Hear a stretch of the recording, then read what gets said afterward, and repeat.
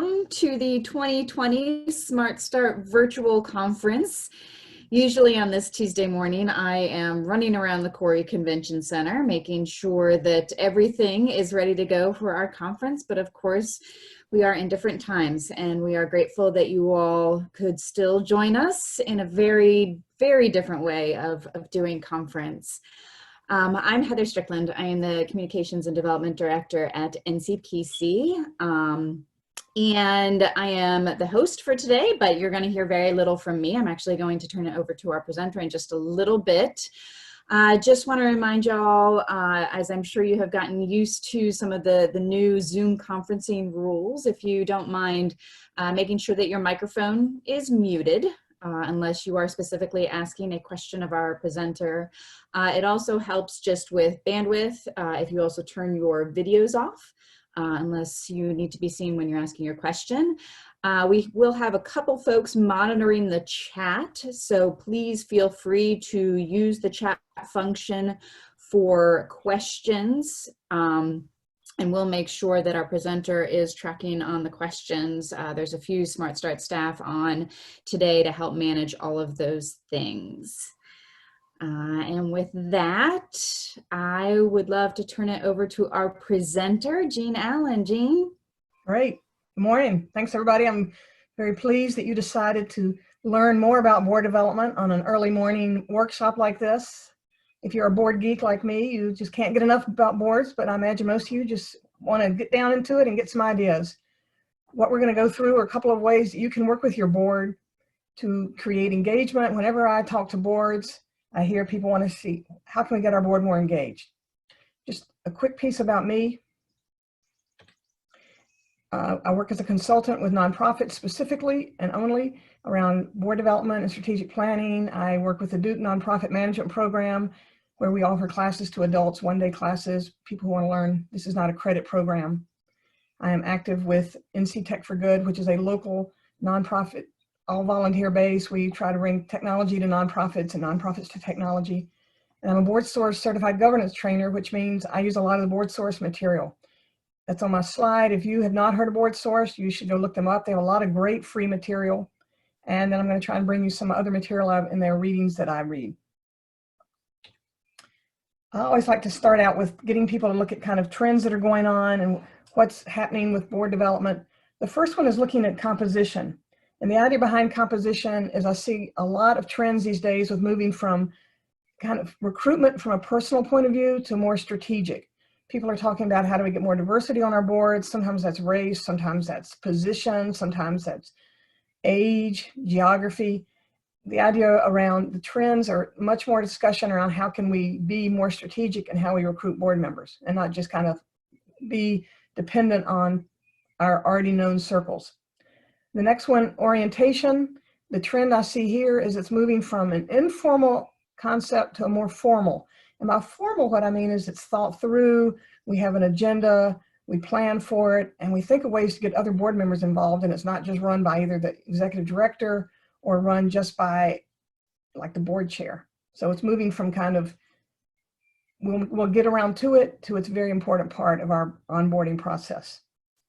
The next one, education, has to do with two aspects, talking about education for the mission, teaching people on the board about the mission, but it's also about teaching people on the board about being a good board member. So more emphasis on not just always talking about the mission, but talking about what does it take to be a good board member? What do we need to be to better board? Having these discussions that focus on what we have done well as a board, what we can do better, as well as how do we implement the mission. Evaluation. The trend here is the idea of assessment from a lot of levels. What do I mean? So looking at the individual board member and how I have done, if I'm a board member, how I've done as a board member, looking at the board as a whole and saying, how have we as a board done, as well as looking at the organization. So it's the individual, it's the board as a whole, and it's the organization. So there's been trends around much more looking at how we can kind of make inroads into all three of those. And the idea of leadership is to develop more intentional leadership succession. So start talking to people and say, you know, when you're recruiting people, the first year when they come on the board, we hope you have often it's like 3 2-year terms or 2 3-year terms. So let's say you have a 6-year time frame. So the first year you say to somebody, we just want you to get used to being on our board. We want you to get comfortable with everything. We want you to be a really good contributor. But you know, when it gets to be your second year or third year, we'd like you to step into a leadership role, being head of a committee, being an executive committee member. So you start to say that ahead of time with people, so you're planting the seeds. That's what I see around intentional leadership succession. The intentional practices that we're going to talk about today are listed right here. So what I'm going to do is go through these 6 ideas for ways that you can have more intentional practices around doing board development. And when I mentioned intentional, it's the idea of you schedule it into board meetings, you bring it up in committees about how we can do better recruiting, and it becomes something that you put as a focus, and not just because you have a great chair who knows how to do this, or because you have a great executive director with lots of experience that happens, but it's intentional in the sense that more people are involved.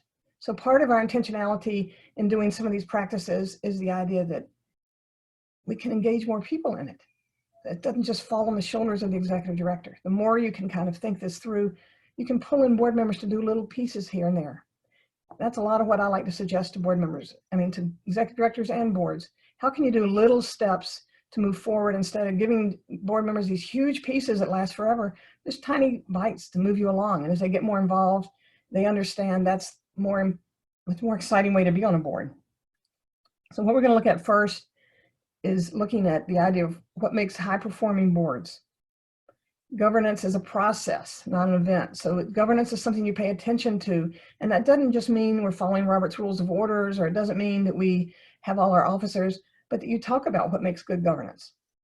A lot of what I suggest is to find 10 minutes somewhere in your board meeting as much as possible, and you can carve it out, and you have a little education piece.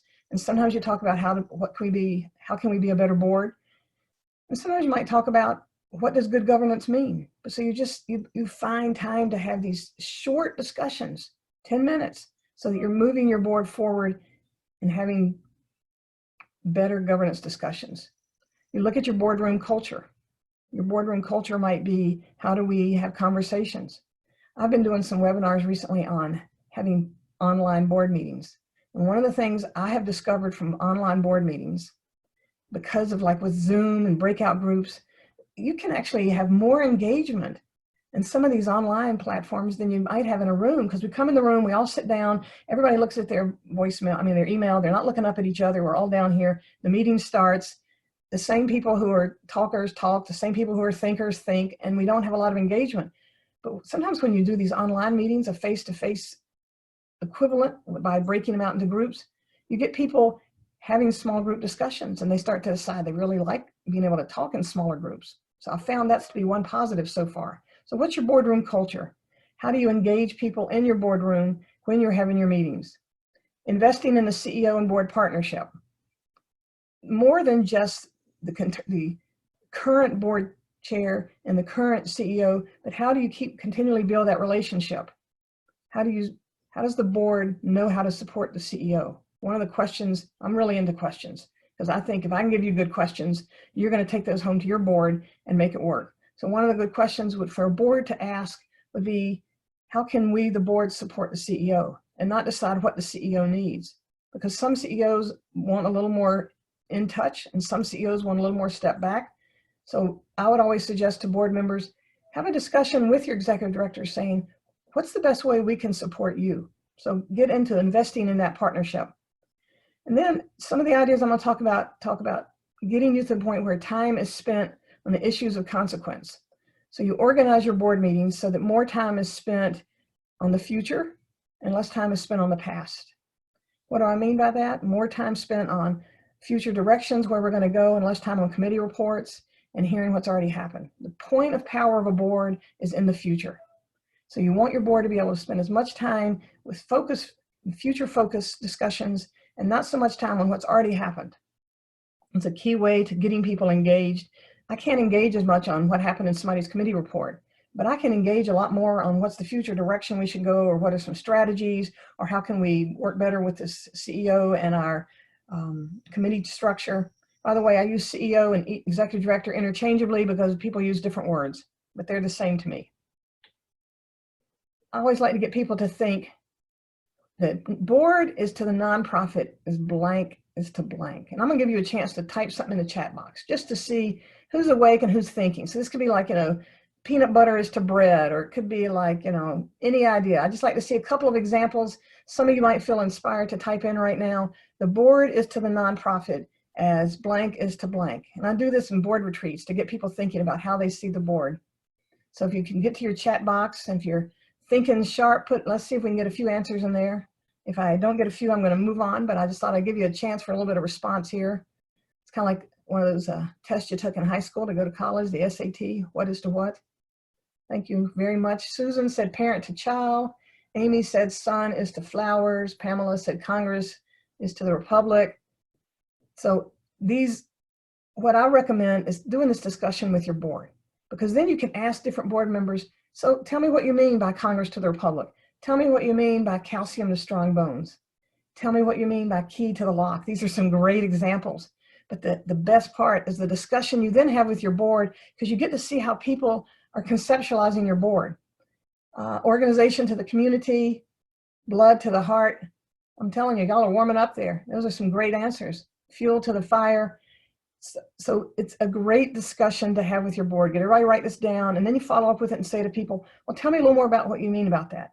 And what you can get from people is, do they see the board from a more controlling aspect? The board controls the executive director, board controls the organization. Do they see it more from a strategic viewpoint where the board is setting directions?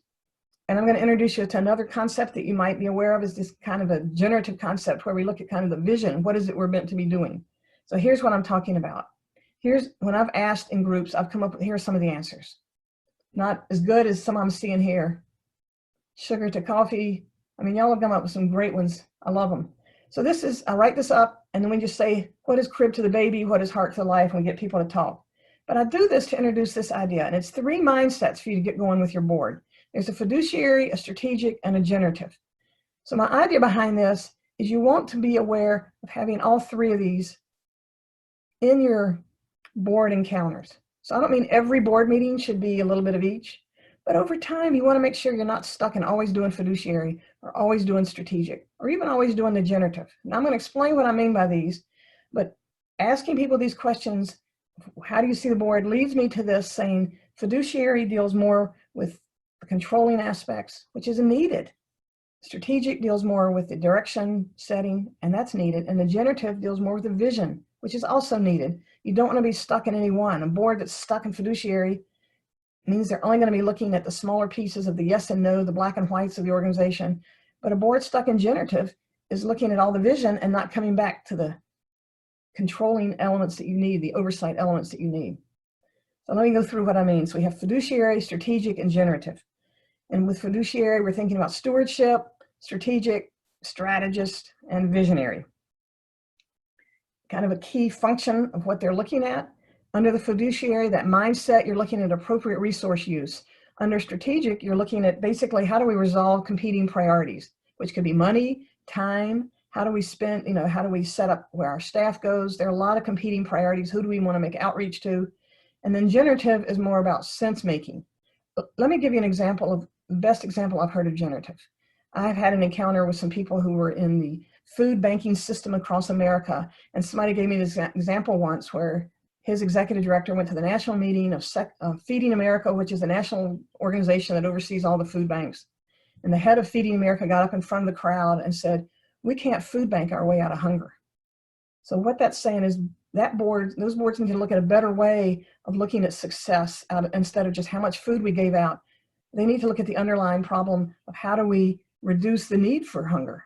Reduce the need for more food. How do we reduce hunger as a problem?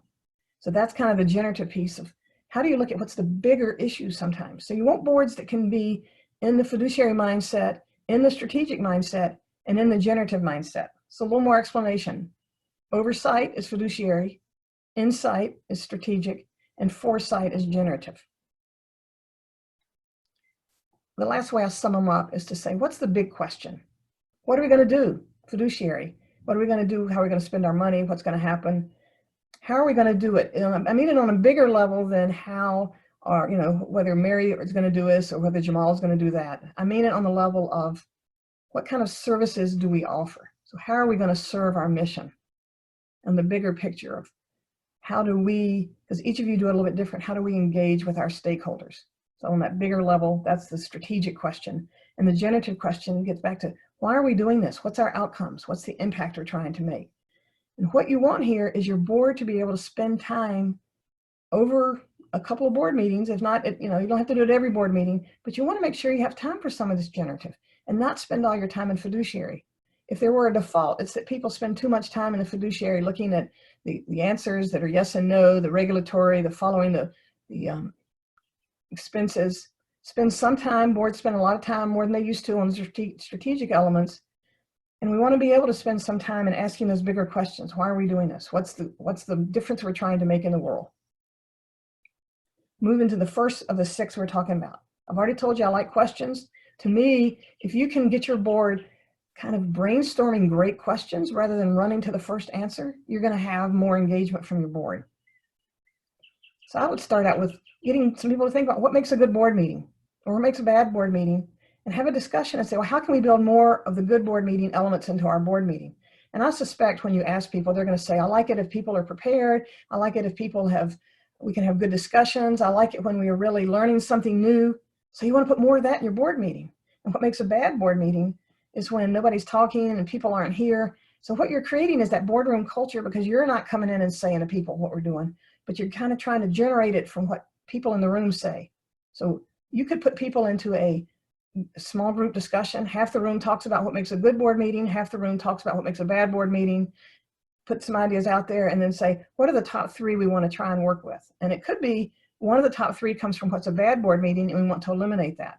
So instead of sitting there and just saying nobody's here at the meeting and people don't show up, if people say that's what makes a bad board meeting, then they're starting to own this, and it's starting to be a collective ownership. I go to asking better questions. So I'm going to give you some examples of what I just call old thinking. It could be just kind of the way we tend to think about questions, how boards ask questions.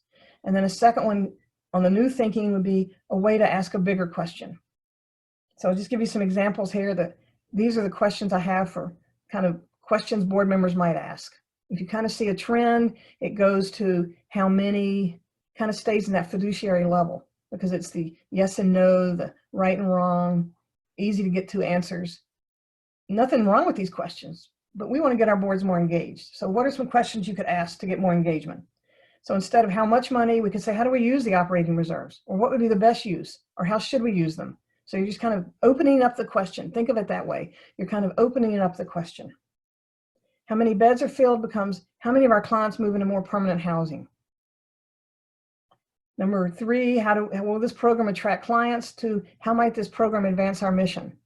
So what you're trying to do, keep thinking, is helping people move to a bigger question instead of just being satisfied with those smaller questions that can be answered really quick and we move on. The goal of the board meeting isn't to get as much done as quickly as possible. It's to be effective as well as efficient. So you want to make sure you're asking some questions that get to some of your deeper issues. And board members really want to have these discussions too. How does assistive technology help our clients instead of how many clients? So I know you see the pattern here, from how many to how much to how should or how might we do something. So it's just moving it deeper. How many students did our grant support to how did our investment in education change school performance? So big picture here, bigger questions. And you could start doing this with your board. I often suggest when you want to have a discussion, ask people to brainstorm the question they would like to talk about. Have them all write it on just a Post-it, hand Post-its out, so it's anonymous, or have people talk in pairs, and then see if you can generate 3 or 4 questions and then pick the best question to start with. So instead of running for that first question, when somebody raises their hand and says, well, how many beds are filled? You can have a discussion and say, let's expand. Let's see if we can come up with a range of questions we want to look at around this topic. And then we can answer them, kind of the quick ones quickly, and the deeper ones we'll have a discussion. So what you're doing is setting the tone to change your boardroom culture to look more at asking great and bigger, deeper questions. Another way is to just have a question for each board meeting that you start looking at.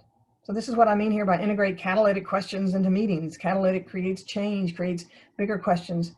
Have a selection of questions that bring in deeper discussion. Put one question in every meeting where you're just having a few minutes. And I time these things. I would say we're gonna have a 7-minute discussion.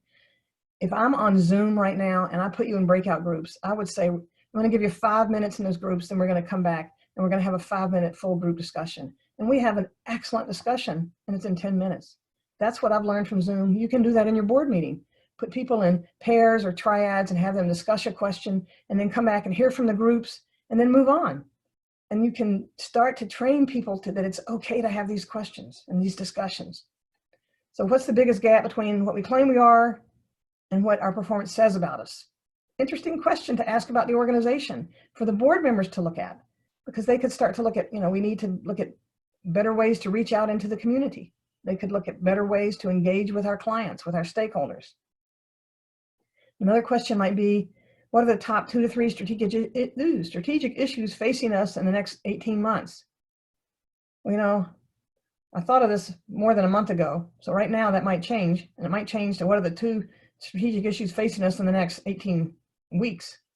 So I know that's all changed, but there's still a time to have these discussions where you look at what are we going to be doing between now and September.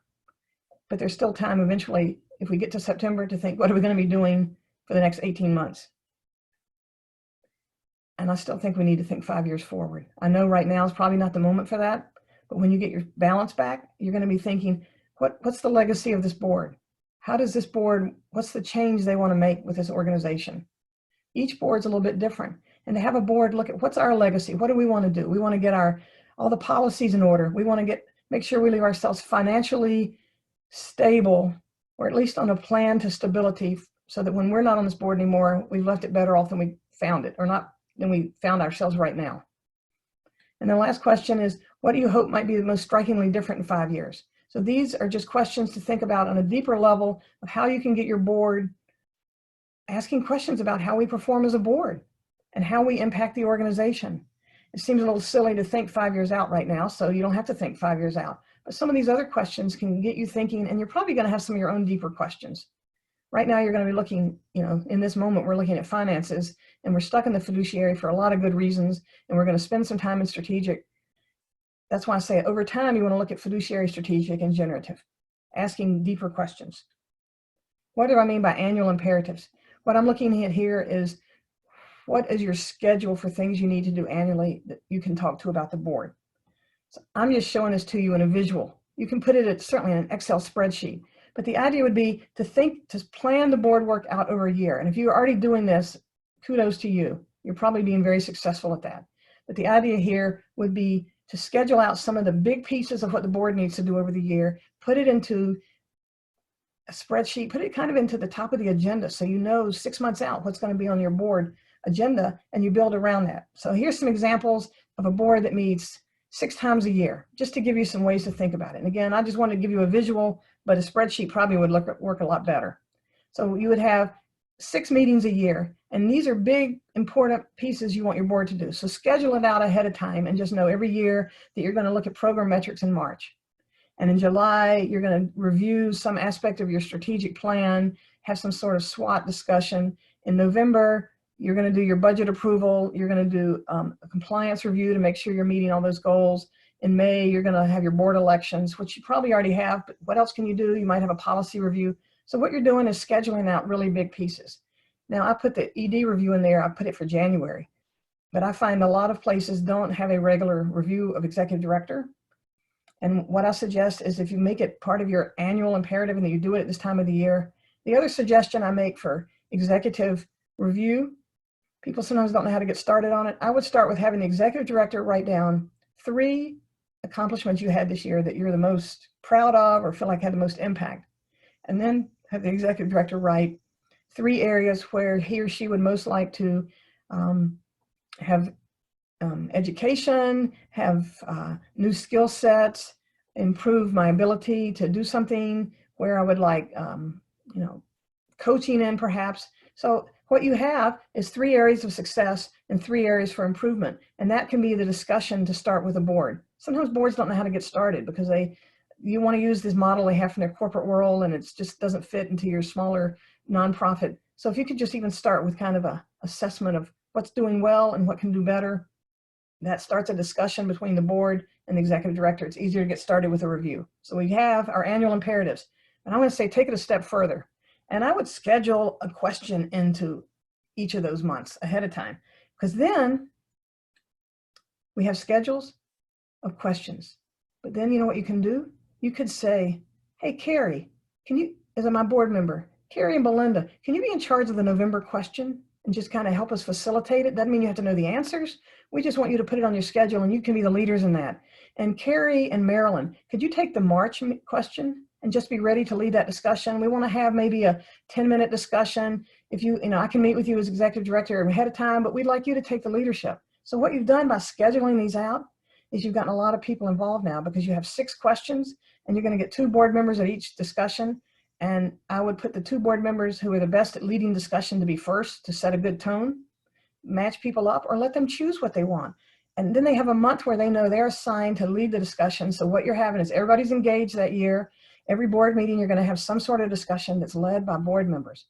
And I wouldn't necessarily use these questions. You could come up with your board and say, what would be important questions for us to look at this year? What would be deeper level questions that we could schedule ahead of time, knowing we're going to get to them? Schedule them out and then say, okay, let's sign people up. So what, again, 12 people. And this, if you meet every other month. Now let's say you meet every month and you only meet for an hour and you're like, we don't have time for this. So maybe every other month you do this.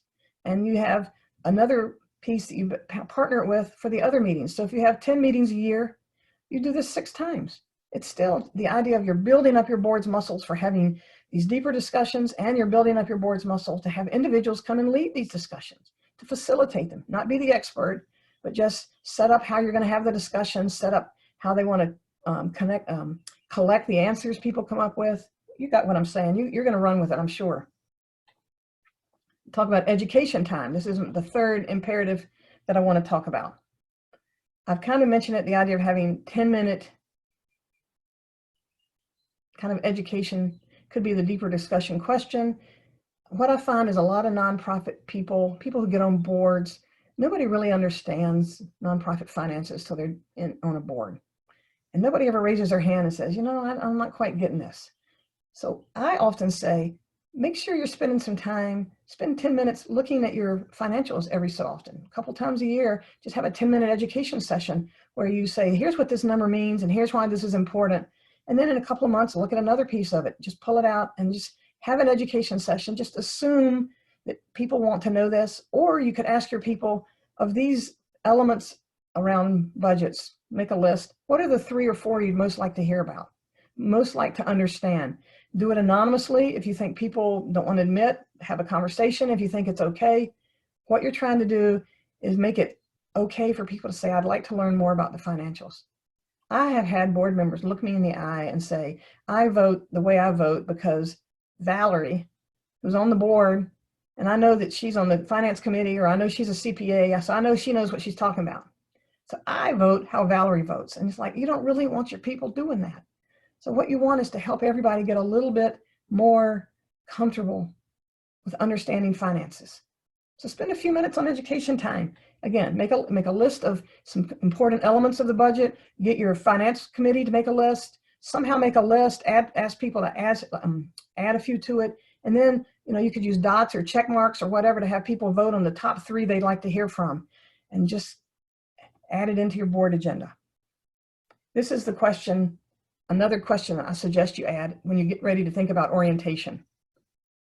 If you ask your current board members, what are the 2 things you wish you'd known when you started this board? You now have an excellent beginning to your next orientation.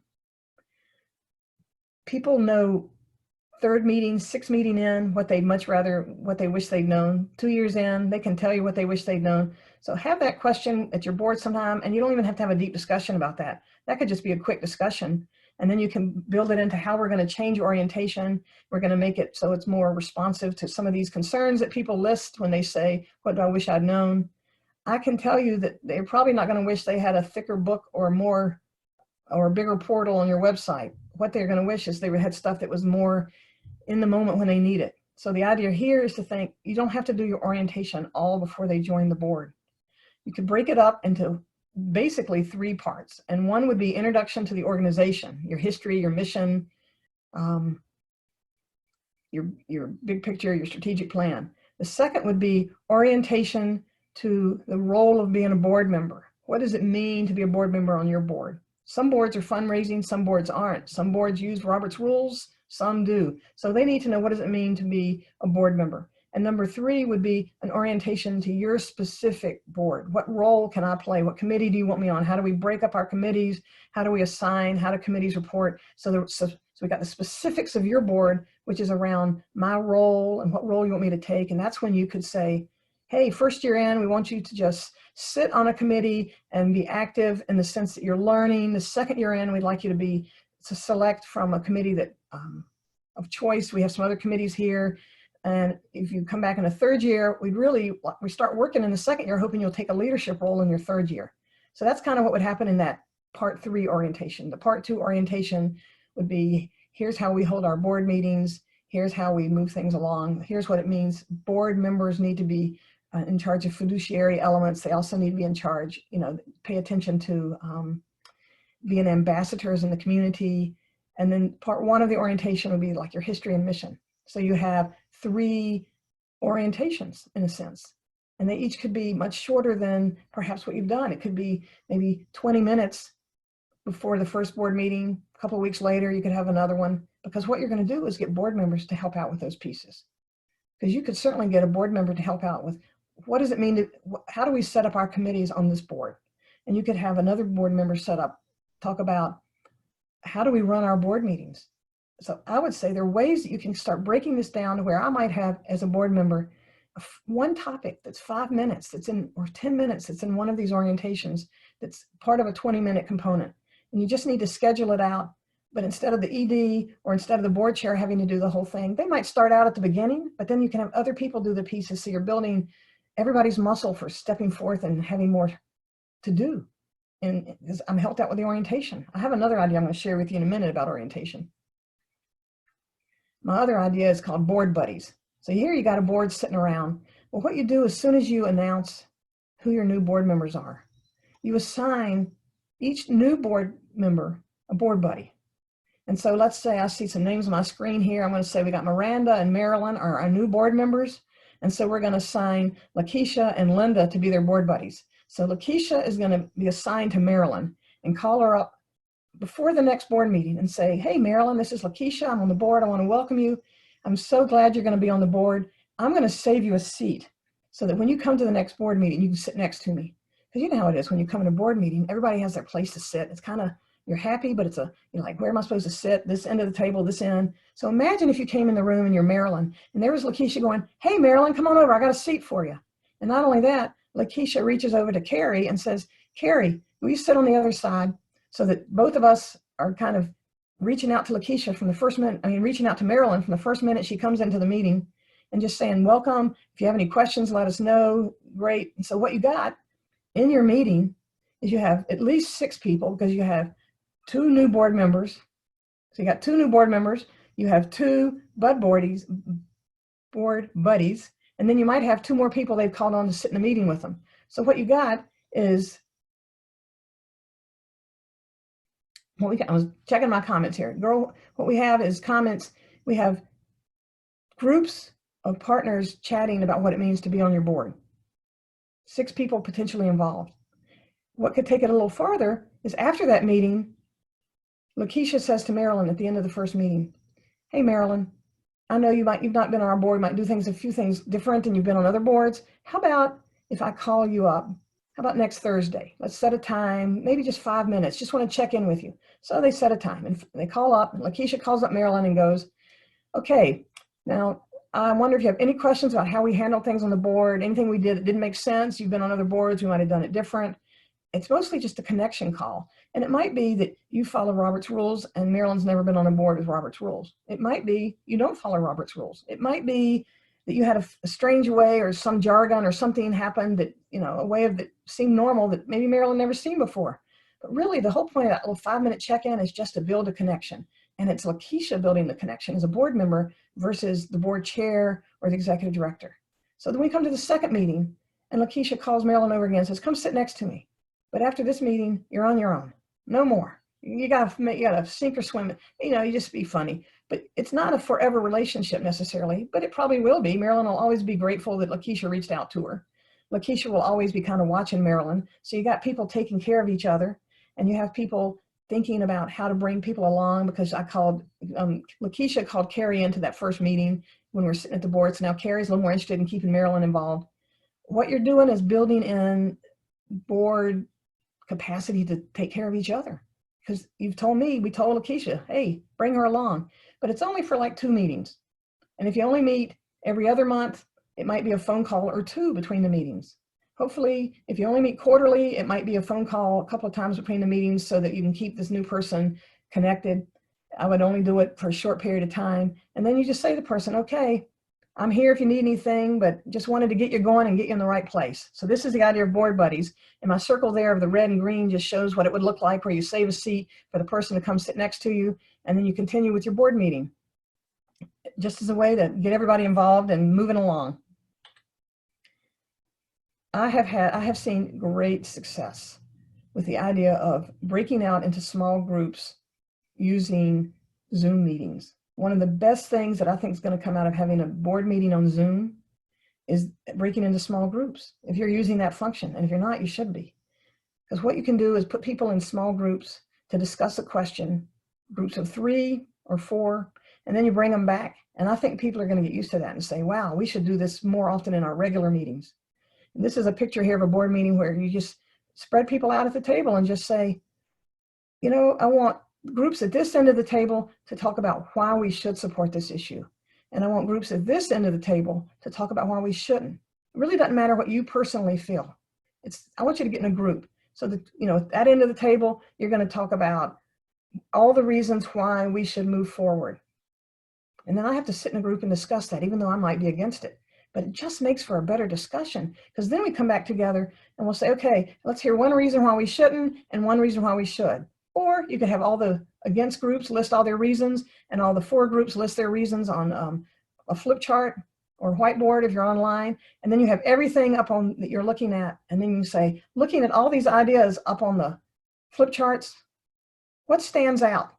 And there might be some ideas over here on the why not, and there might be some ideas over here on the why should, but it makes a very different discussion than if we just said, okay, should we move forward with this?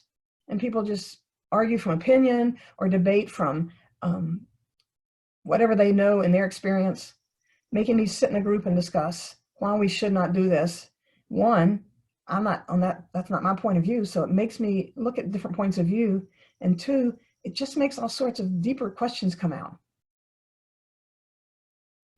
People are using Zoom meetings, that's the comment here. People are using Zoom meetings, and I'm finding them to be very effective, mostly because they can break into groups in ways they never thought about doing it before.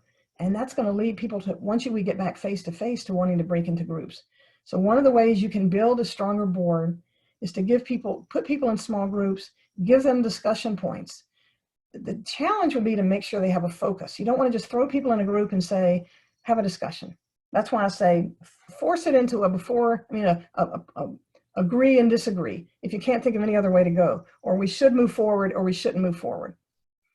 It's a way to just kind of force people into a position so they can have a better discussion. Many of you have probably what you call mission moments at your board meetings. So I'm gonna give you a couple of other ideas to think about this, because we're about building an active and engaged board. And I know all these ideas you're saying, we don't have time for all this. Well, I think you can do this in a minute or 2, and you can have a board discussion. Like I said, a 5-minute breakout group and then a 5-minute large group, that's 10 minutes. And you've had a really deep discussion about should we move forward or not. Mission moments. What people often think of mission moments is bringing a client in who tells this wonderful story that's either very passionate and exciting, or very, they came out of a bad situation into a good, and it's just very fulfilling. And it can take up 45 minutes because it's such a great story. It's very compelling. What I suggest, another way to think of mission moment, would be kind of like those questions I told you earlier, where you assign board members to the November question or the March question. You could assign different board members a different board meeting to share their mission moment. But here's some ways they could share their mission moment. If you assign me to say November, which is 6 months off, anytime between now and November, I can be looking at how I can do a mission moment. So maybe I go to some, it's kind of hard now if you're not having programs, but let's say you were having programs, I could go visit some of the programs. Maybe I could take pictures. Maybe I could go to some of a committee meeting and come back and talk about how being on that committee helped me see the mission from a different perspective. You could have two board members interview each other on like a smartphone for 3 minutes and then play that back. And we could talk about, here's why I'm on the board, why are you on the board? And we talk about what stands out to us. So the mission moment could be an interview that's audio taped. The mission moment could be a quick video that I take on my iPhone. The mission moment could be what I've experienced as a board member in talking to staff or in looking through pictures of former programs that we've had.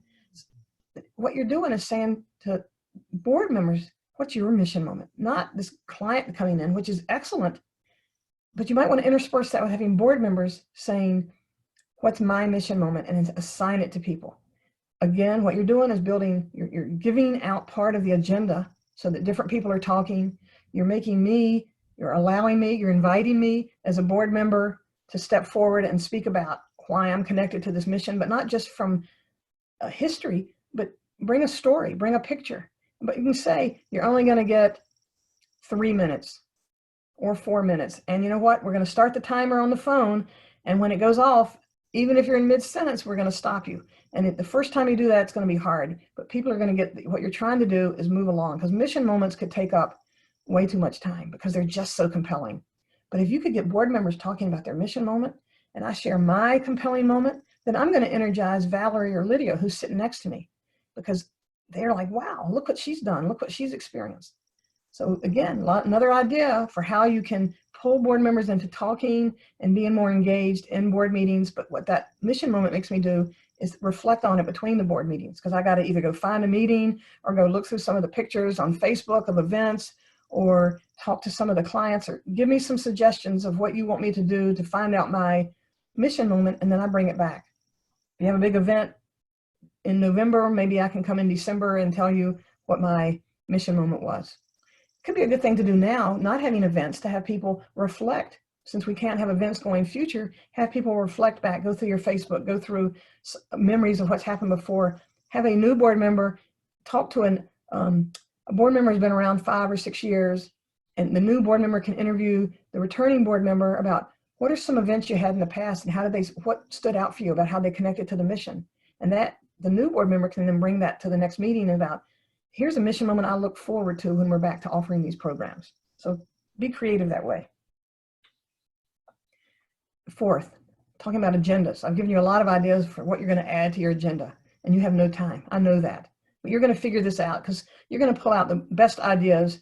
I don't think anybody's going to do all of these. I'm just giving you a menu of ways you can get board members involved, and you're going to look at your culture and see what works best. And you're going to start here, and then it's going to grow, and you're going to be giving more and more engagement. So agendas is another one to look at.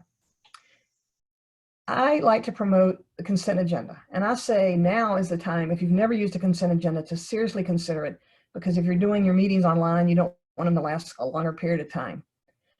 I'm going to give you a checklist next that talks about what's commonly found on consent agendas, what's inappropriate items, and people, when I say what's inappropriate, that's kind of what I read, but people have put some of those items on their agendas and they have their advice internally that it's okay. So I'm just giving you kind of a generic, broad view of this. I know a lot of you use consent agendas. If I were to have you do a thumbs up by using I could get you to do that actually. If you can go down to the participant tools at the bottom, reactions, put a thumbs up if you use a consent agenda. I see a few people doing that. So some of you have found it, some of you haven't. Yeah. Let's see. Great. I would say it looks like maybe 40% is a rough number, because then the number, your thumbs disappear again. So those of you who use consent agendas should be the people who are screaming it from the mountaintop for the others to come along. The idea here would be to have less time spent on reporting out your meetings and more time spent on the future. So here's some ideas around that. What's commonly found would be your minutes from the last meeting, your committee reports, updates you might have, so you don't have to go full discussion. It's just some updates about something that's been going on, information materials that might be developed, and anything that's routine. think of your city council, think of your county council, think of your school boards. Many of these use consent agendas.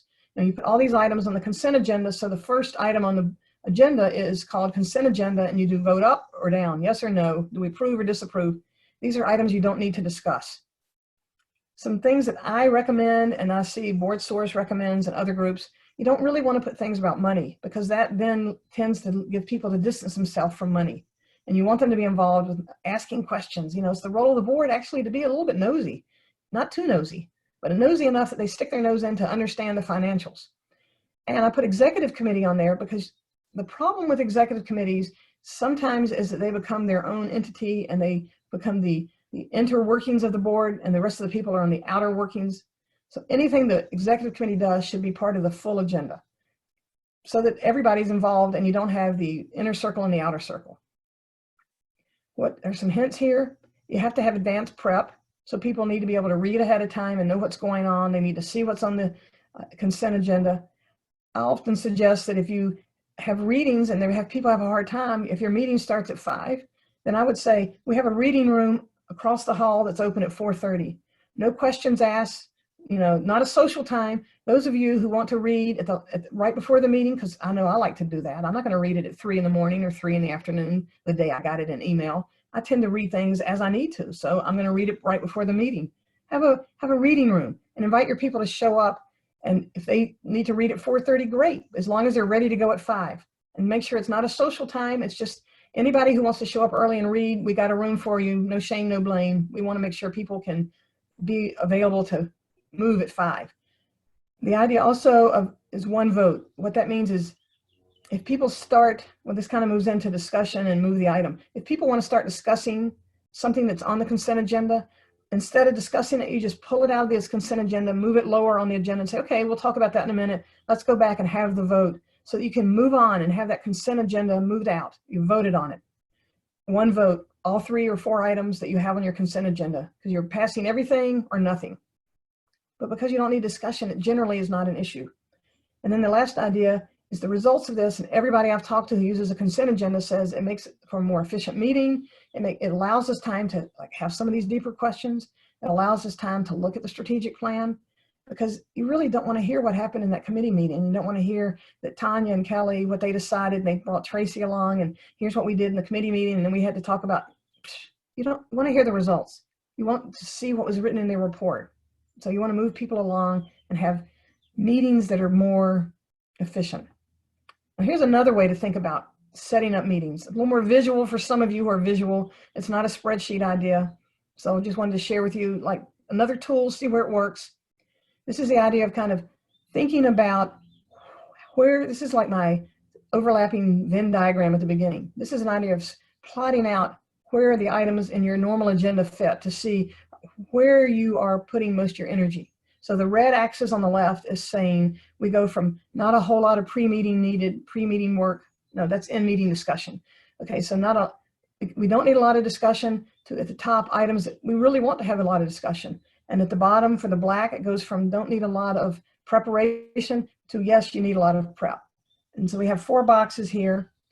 So I would say here's some ways you can work with that. Under the brainstorming, open discussion, have some items where you are brainstorming or having an open discussion, because these are the items where you want to have in-meeting discussion.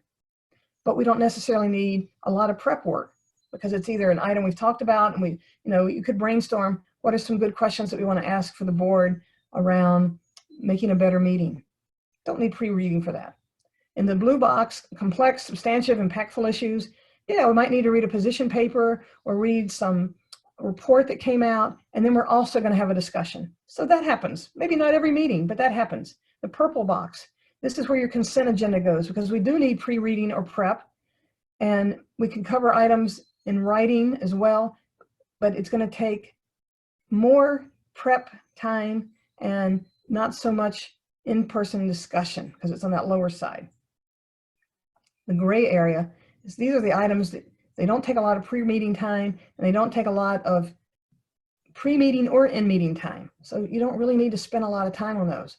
So if you were to put a dot in there for all the items that you discussed at your next board meeting, and if most of them fell into the gray area, then you realize you're not using your meeting in your best way possible.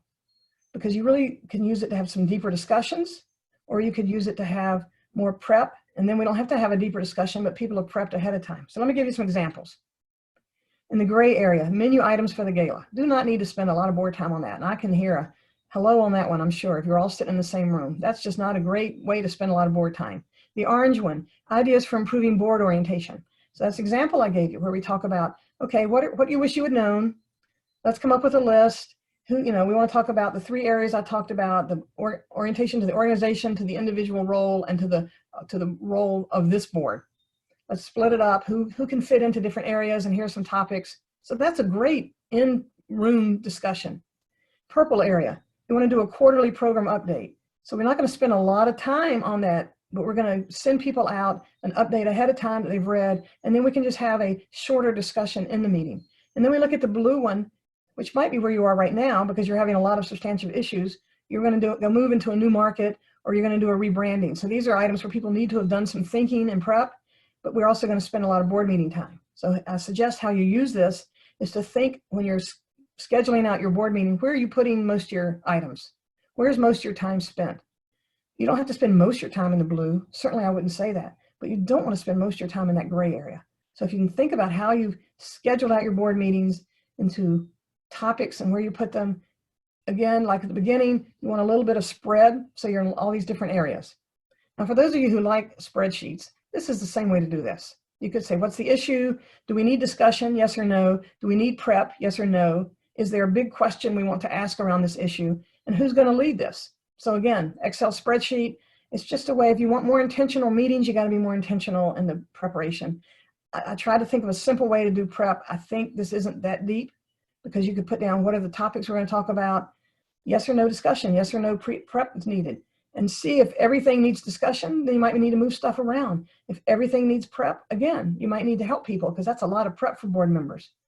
Maybe there isn't a big question. The big question is just yes or no. We're going to vote on it.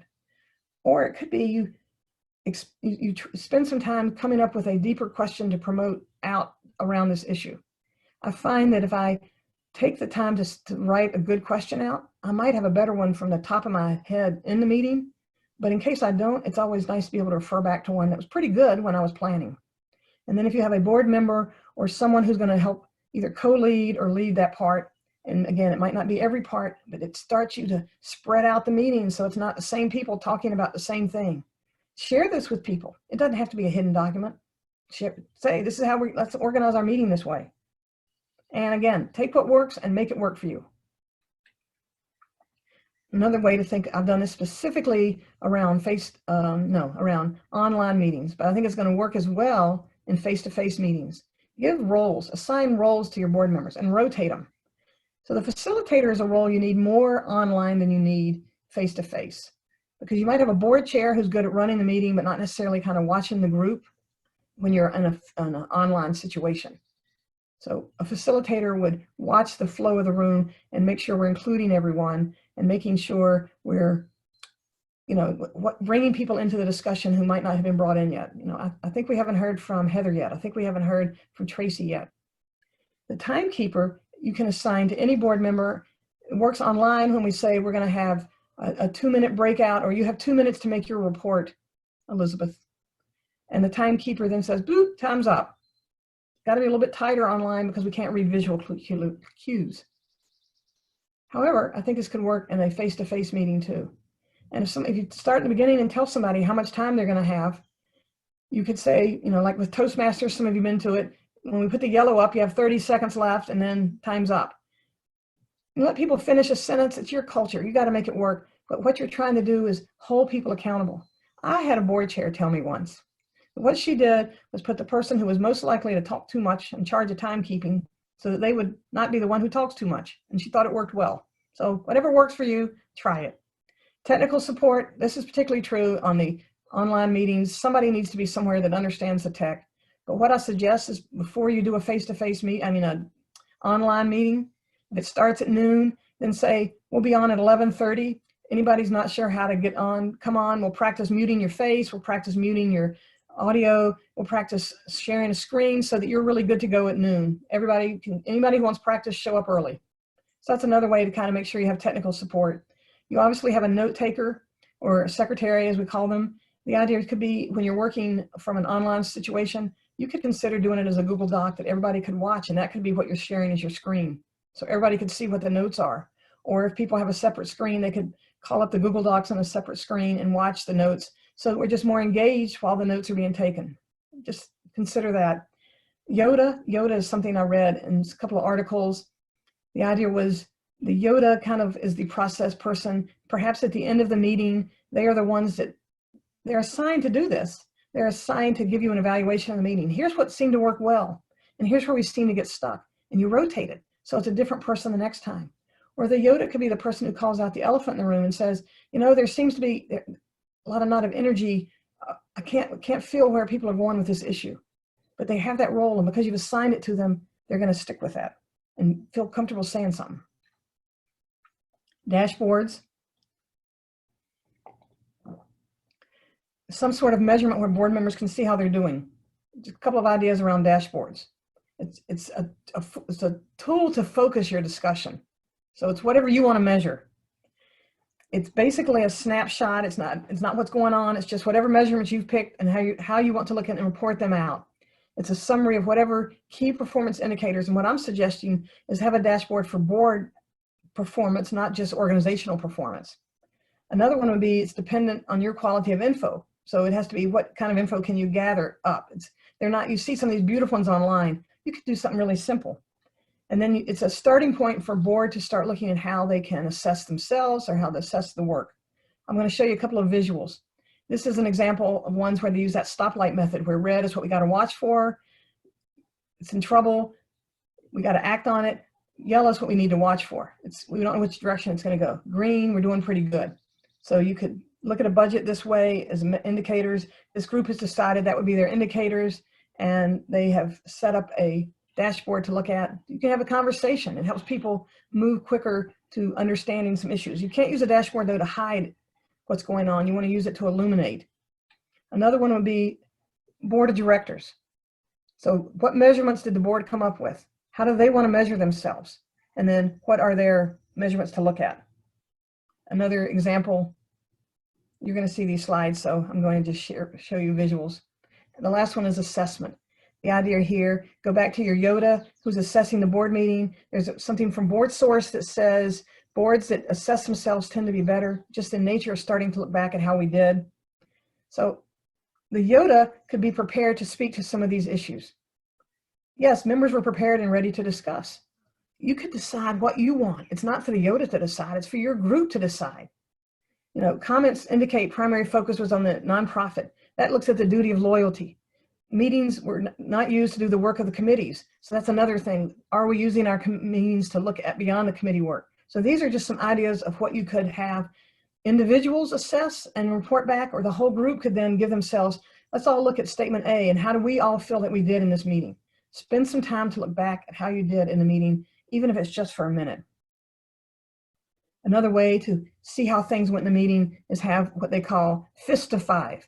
And the idea was you put a measurement for each of these, and fist would be, I'm not really with it, I need some more information, and 5 is, I think this is fabulous. So instead of having yes and no, you have people be able to have gradations, but you have to define. 1 means this, 1 means I just need a little bit more information, I'm not sure. 2 might mean I'm getting there, and 3 is I'm neutral. 4 is pretty good idea, and 5 is fabulous. It answers all our issues. So then you could see where people sit instead of just yes or no. This is not an official vote. This is more of a discussion tool. I wouldn't vote this way. It's not a legal voting. It's more of, okay, let's call it. How are we on this issue right now? You know, give me a sense of 0 to 5, fist to 5, how you are. So it's just kind of a discussion tool. It's another way to evaluate the end of your meeting, particularly online. This seems easy to do. This is our moment to start doing something like this, to say, what worked best in this meeting? And people are going to start with what worked best with Zoom and what's going to be improved. But you're going to move into how we can talk better, how we can have better discussions.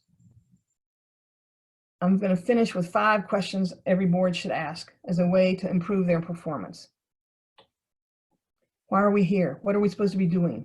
What is our purpose? What are we going to do this year? Set a goal for why are we here this year? Right now, what can we do? The second one is, how do we as a board define success, not the organization? It could be just how many show up, but it could be we've raised more money. It could be we've had lengthy discussions on several meetings, that we've had more board members engaged. You define what your success is. How can this board be of most value? Because it's the people in the room right now, not the ones next year or the ones last year. So that's a discussion for your board to have at some point. Interesting one to get to. What behavior are we settling for? You know, we let people come in late. We don't have meetings that people want to come to. So you don't want it to be a shaming message, but you want it to be, what are we settling for and that we want to uplift and make different? I wouldn't start with this question, but I think it's one that you could have eventually after you get comfortable asking, how are we doing? Where are we going? And then what 5 things should we track as a board? On those dashboards, I showed some examples. Yes, you're going to get the slides, but also what 5 things, and then you use this as a dashboard. Don't use somebody else's idea. What 5 things do we want to track as a board? So this was a run through of governance being a process, because you're getting a lot of people involved. You're looking at boardroom culture because we're looking at ways to engage people. We are investing in the CEO and board partnership because we're building everybody's muscles and strengthening them. And if you're following some of these ideas, you're going to start spending time on issues of more consequence. Those are our intentional practices. I know that my time is up, but I can hang around if anybody wants to type me any questions. The question is, you're going to get these slides? Yes, you are. People like the consent agenda. I thank you for your interest in having a better board. And if you try any of these ideas and they work, send me an email, because then you'll become part of my next story, because I share stories from what people tell me. I'd like to hear how you adapt things. So thank you very much. Heather, I'll hand it to you. Thank you so much. That was great. Do you have time to maybe take a few questions if there are any? Yeah, I can stay around if people have questions, and if they need to move on to something else, that's fine too. All right. Is there any questions? I'm watching chat. Lots of thanks.